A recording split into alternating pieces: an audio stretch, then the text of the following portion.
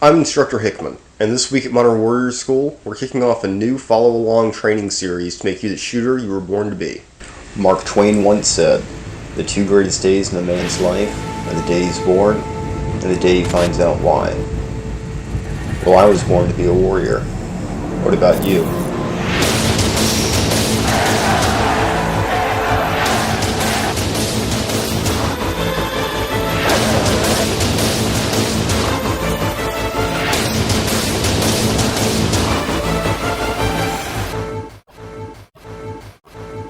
Welcome to The Road, our new training series. I recently decided I wanted to start USPSA competitive pistol shooting, and quickly realized I had a lot of work to do if I wanted to compete at a high level. This series is intended not only to show what I'm doing to improve my handgun skills, but also to give others an idea of how to put together an effective training regimen. Without further ado, let's get started.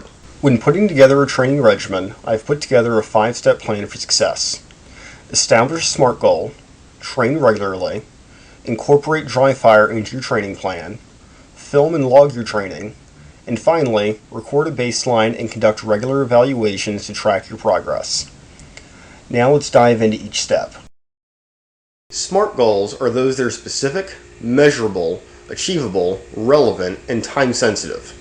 By making SMART goals rather than vague ones, we can formulate a more logical training plan and pave the way for success. Something along the lines of, "I want to be classified as a USPSA Grand Master in 2 years" is more actionable than simply, "I want to be a better shooter."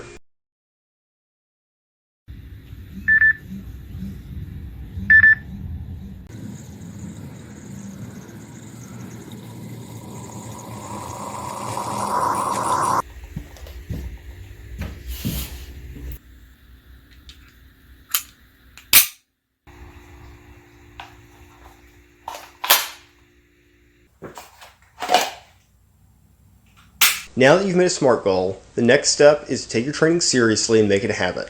I used to only dry fire maybe once a month or so, and like exercising once a month, it was maybe enough to maintain some skill, but not enough to improve any. Now I'm dry firing at least 5 days a week and live firing at least once a month to evaluate the effectiveness of my dry practice. I also like to get my training done first thing in the morning, otherwise it tends to get put on the back burner and forgotten about. This also gives me a sense of accomplishment first thing in the morning, which carries throughout the day. I simply can't overemphasize the importance of dry fire in a training regimen enough.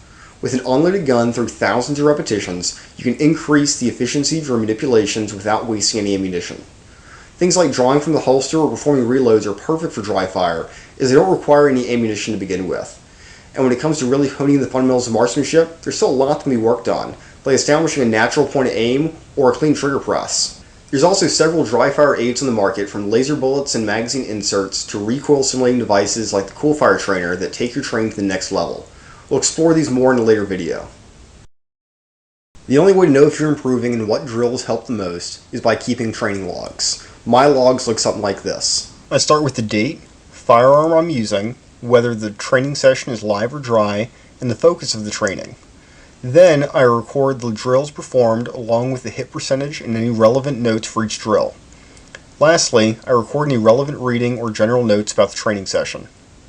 I also highly recommend filming yourself train. We'll get into analyzing this film in later episodes of the series, but in short, you'll be able to see what you may be doing wrong much easier from a third-person point of view. Going hand in hand with logging your training is conducting a baseline and then regular evaluations. Next week's video will be on conducting a baseline and how to analyze the results. Thanks for watching. If you enjoyed this week's video, like and subscribe, and stay tuned as next week we dive into how to conduct a baseline. Also, don't forget to check out our website, modernwarriorschool.com, to stay up to date with all our latest developments.